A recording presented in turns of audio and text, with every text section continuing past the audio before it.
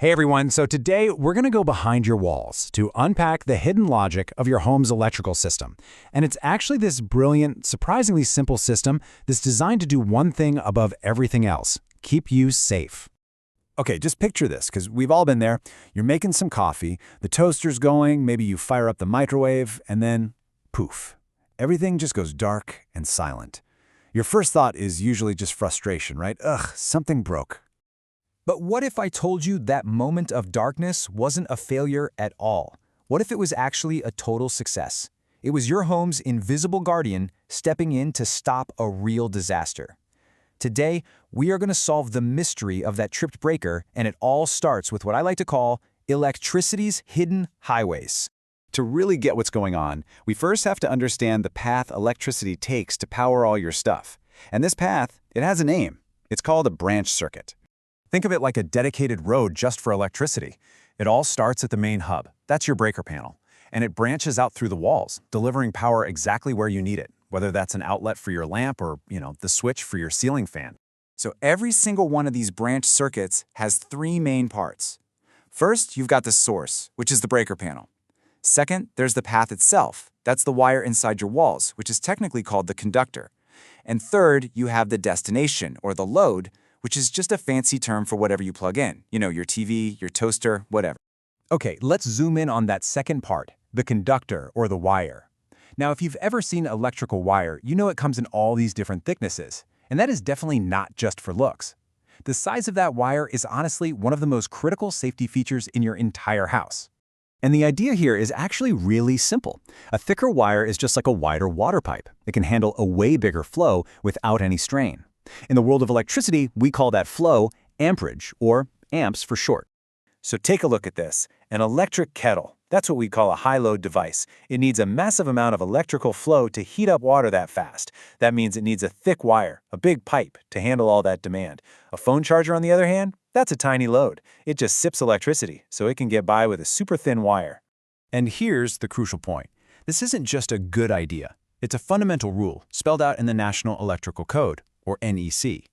If you try to force way too much current through a wire that's too thin, it's like trying to shove a river through a garden hose. That wire is going to heat up, its insulation is going to melt, and that's how fires get started. So how do we make sure that never, ever happens? Well, that brings us to the real hero of our story, this circuit breaker.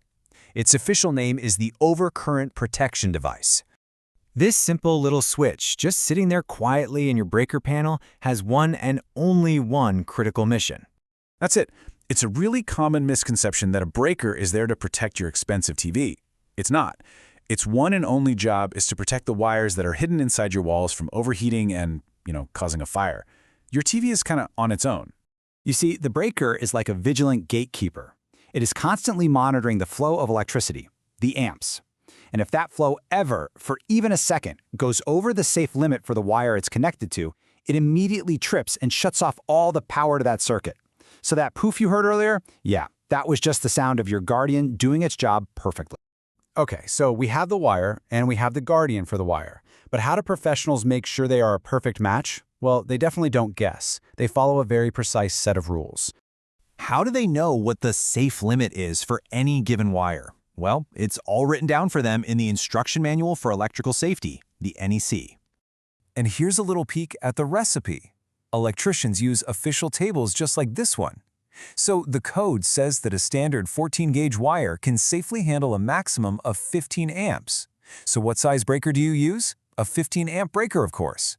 A thicker 12-gauge wire can handle 20 amps, so it gets a 20-amp breaker. You see, it's a perfect match. The guardian is always sized to protect the wire. And honestly, it gets even more detailed than that. The pros also have to account for stuff like the type of insulation on the wire, the temperature where it's installed, and even making sure the connections are tightened to a very specific torque. It's a precise science, and it's all designed for safety.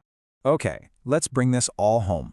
When you look at your home's electrical system, you're not looking at just a random collection of parts. You are looking at a perfectly balanced safety system that's built on three pillars. First, you've got the load, your devices, which tell you how much power you need. Second, you have the conductor, the wire, which has to be thick enough to handle that load. And third, the protection. That's the circuit breaker, which has to be sized specifically to protect that conductor. When these three things are in perfect harmony, your system is safe.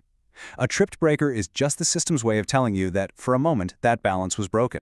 And that really just leaves us with a final thought. This elegant, invisible system is working silently inside your walls right this very second. And it kind of makes you wonder, doesn't it? What other invisible feats of engineering and design are out there quietly and perfectly keeping our world running and keeping us safe every single day?